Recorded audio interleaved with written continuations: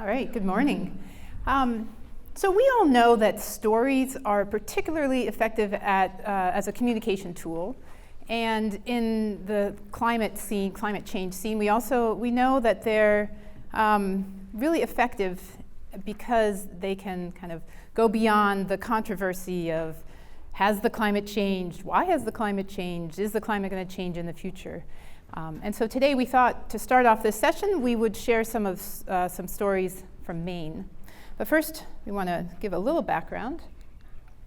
So Erin mentioned our Maine Climate and Ag Network. Well, Sonia and I are here representing that network, and it was started 3 years ago to try to coordinate increase coordination, communication, collaboration among the faculty and staff at the University of Maine who are working in this arena of climate and ag. And we represent extension and academic departments and the state climatology office, folks in agronomy and soils, entomology, weeds, climatology, economics. And we're not funded, so it's kind of a ragtag affair, but we do meet every month, and we have succeeded in pulling off a few events. And most of them have been on campus, some little mini symposium and some guest speakers. But this last winter, we decided we wanted to hear farmers' voices about this issue of climate and ag. And so we did a session at our state ag trade show. We collaborated with the farmer-led Maine Sustainable Ag Society, and actually the title came from one of the farmers in that society, Penny Jordan, as we were trying to figure out how to avoid the words climate change. And anyway, she's just like, let's just call it this. And the purpose was to raise awareness among our ag community folks about the issues that farmers are actually facing right now in Maine due to changes and shifts in weather patterns, what they're doing to respond, what they could do better in the future, or what resources would help them cope better in the future. So we invited 5 farmers, and they represent a diversity of operations. All of them but the Beekeeper, or full-time farmers. They've all farmed for more than 20 years. All together, they had over 165 years of experience. And we asked them each to tell one story about one sort of impact or climate or change in weather patterns, is how we phrased it, that has affected their operation, what kinds of impacts it's had on their operation, what they did to respond, and what kinds of resources would help them cope better in the future. We were very explicit when we talked to the panelists that we didn't want to get into the debate about whether and why and if climate has changed and is changing, but really the focus was on what's happening right now, what are people experiencing right now. And we also made that point at the beginning of the session. So what we thought, we would just share some of those stories and aspects of those stories. And I think that actually listening this morning, I was really sort of pleased to hear a lot of the points that people made will be echoed in these. Yes, so as Ellen alluded to, we asked farmers to tell a story, and many of our farmers had difficulty telling a single linear story about a single climate impact they had experienced. So for example, this is a diagram of about 1/3 of the story our sheep farmer shared. And sheep are central to her farming operation. And she had experienced that cold, wet springs were causing issues with her sheep flock. These were killing rains, essentially, that she thought were a real danger to her flock. And also they contributed to wet wool, which is problematic to her yarn business. And she came up with a clever adaptation for dealing with the wet wool issue. She rebranded her wool business as a yarnery, kind of like a winery. So you get a different flavor of yarn every year. And she also experienced the increased temperatures and growing degree days were a positive impact on her yarnery business because she uses a solar dyeing process. One adaptation she thought of to deal with the impacts of killing rains on lambs is to alter the time of lambing, but that's complicated because it's contingent on the availability of her veterinarian, and it's contingent on the availability of forage, which I won't get into too much. She also thought about tweaking the timing of shearing as an adaptation, but this was really complicated because it was contingent on the availability of her shearer, who also does people's taxes, so they needed to avoid tax season. So just kind of an example of the fact that these are complicated systems in which there are externalities that impact farmer thinking on these topics. We did try to look for some common themes, and this is perceived weather changes that our farmers expressed that they experienced, and then in the parentheses, it's the number of farmers whose stories touched on that theme. So as we've mentioned already, these are their perceptions, which in some cases align with the data, and in other cases perhaps not. But, of course, farmers make decisions based on their experiences, so these are important to them and their operations.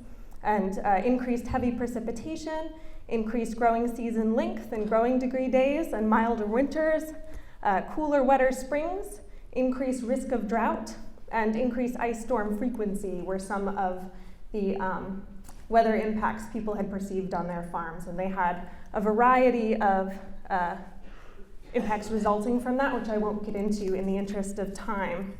So here we've tried to summarize some common themes, but now we're going to dive back into particular farmer experiences and highlight one tidbit or example from each farmer story. Okay, we're going to start with our honeybee farmer or beekeeper. And we thought it'd be nice to use their words, so here's some quotes from that session. There's really nothing new in the recent weather that we beekeepers have not seen many times before, including early or late springs and autumn freezes. So I think we've all heard this. Some farmers are not experiencing changes and haven't changed anything. I think some of the case study and farmer survey data says that it can depend heavily, and actually we heard it this morning in the livestock session, depends heavily on what ag sector you're in, and I think in this case it also depends on this particular farmer's operation. But it is a reality and we need to keep that in mind. Our turf farmer brought up issues around water management and excessive water, and not just affecting his own operation, but we thought it was interesting that it's affecting what his customers are asking for. So customers are getting concerned about weather and drought and being more specific about the varieties they want, especially more drought tolerance. So he's experiencing these rainfall extremes, the drought that we just heard, but he also talked a bit about how the excessive wetness caused, or rainfall caused erosion, would have his new seedings of grass seed washing off, and he would have a hard time getting into the field.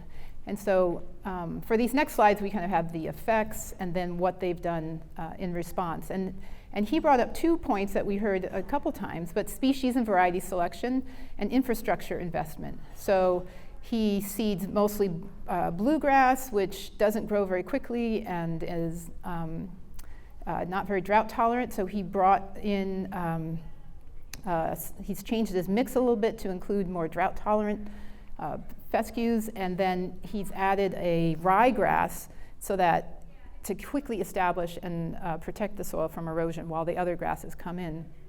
And then in terms of infrastructure, he's invested in irrigation on the one hand to deal with drought. On the other hand, he's invested in a four-wheel drive harvester to allow him to get onto the field when it's wetter. Here's a quote from the apple grower on our panel. She says, "We've always felt a little bit smug in Maine that we didn't have some of these pest and disease problems, and now we do."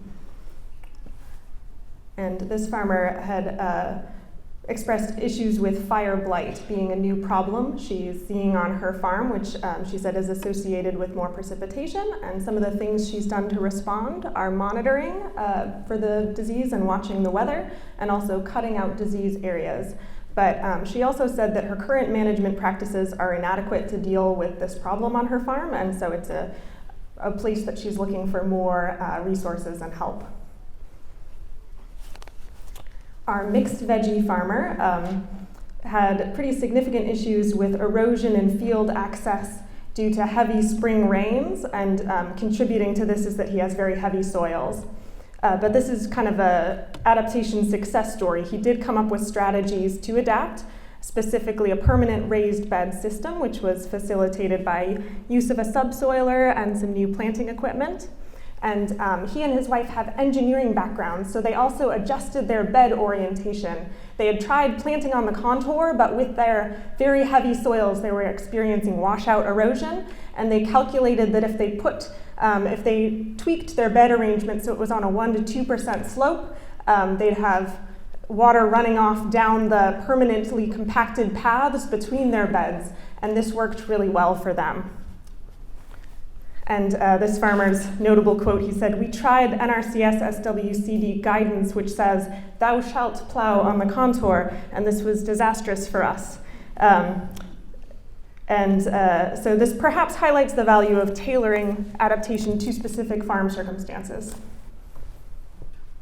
I've already told you a bit about our sheep farmer, but when asked to boil down her sort of adaptations into a single thing, this is what she said: it's all about infrastructure. Okay, so I think these stories really demonstrate how responses reflect farmers' unique circumstances, not just what they're experiencing, but what capacities and resources they have to respond. Soil type, farming system, market demands, we heard some of those. The farmers mentioned themselves. Some other things that we heard in the background were their experiences and beliefs really affect what would be useful adaptation strategies for them, and their skill set. So in addition to the farmers who happen to be certified engineers, there's also another one of the farmers who is really skilled at writing grants, and so she was able to access a lot of helpful funds to help her adapt. One of the really experienced farmers in the audience said something, though, that I think we also heard this morning, was invest in the things that give you options to help you respond. And their example was soil health, because it helped in both wet and dry circumstances. We asked panelists and the audience to weigh in on adaptation resources that might benefit them, and here are some of the things they touched on. Assistance investing in infrastructure, including grants with cost sharing, and several people highlighted that assistance needs to be timely, and this is a frustration that some folks had had. An extension agriculture engineer to help design solutions for particular farms was something a couple people expressed. And then several people talked about education about emerging occupational hazards, and several farmers mentioned Lyme disease as a hazard that they see as increasingly a risk on their farms. And feedback from this little event has been largely positive. We handed out a short survey at the end of it, and everyone who responded indicated that they did learn something new about challenges farmers are experiencing in Maine. And this is one respondent's perspective. Quote, "More conversations like this. It didn't get too political. Great idea to keep it experience-based." So certainly some people appreciated this approach, and we look forward to hearing what you all think. Thank you. Are these farmers, if they're in one area, they probably have a similar type of experience. Do they get together? Do they have like some sort of discussion among themselves, especially sheep farmers? Yeah, no, that's a really good point. The approach we took here was for a general audience and trying to raise as many issues as possible, because one thing I failed to mention was that the Maine Sustainable Ag Society really felt like it was important to get farmers' voices into this discussion to let ag service providers like myself, and more importantly policymakers, know this broad, what are they experiencing, what help do they need. But as we were going through these, as we listened, it did become clear that there could be a lot more progress made than to go within actual ag sectors. And so we were talking about, as part of the Maine Climate and Ag Network, as a next step is to try to work with the extension specialists in each of these areas to put on some of these events and start fostering that kind of conversation. So, very good point. So it sounds like some of the questions directly use the word adaptations, and I'm wondering if any of the farmers needed some coaxing to acknowledge the changes they made were adaptations, or if they actively were making adaptations. I'll take that because I think I moderated the session, and I think I probably changed the language a little bit. I talked about coping. So how did you cope with that?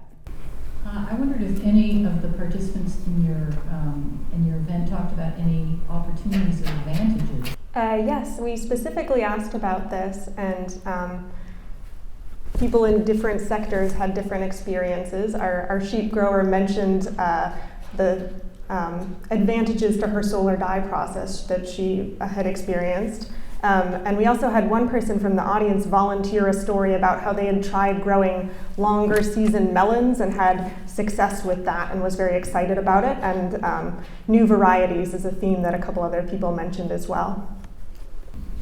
Do you have the feeling or impression that the farmers you interacted with are just reacting to current changes they are experiencing, or they are they are changing their whole production system for the mid-term? I think it was a mix, really.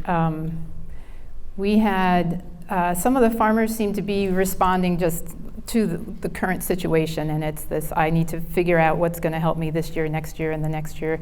And others, we had one farmer who had all this weather data that he had compiled himself and brought to the event, and was very well versed in what projections are, and was really looking forward. So, as you might expect, it was a mix of that. Yeah. Good. Thank you. Hey, thank you all.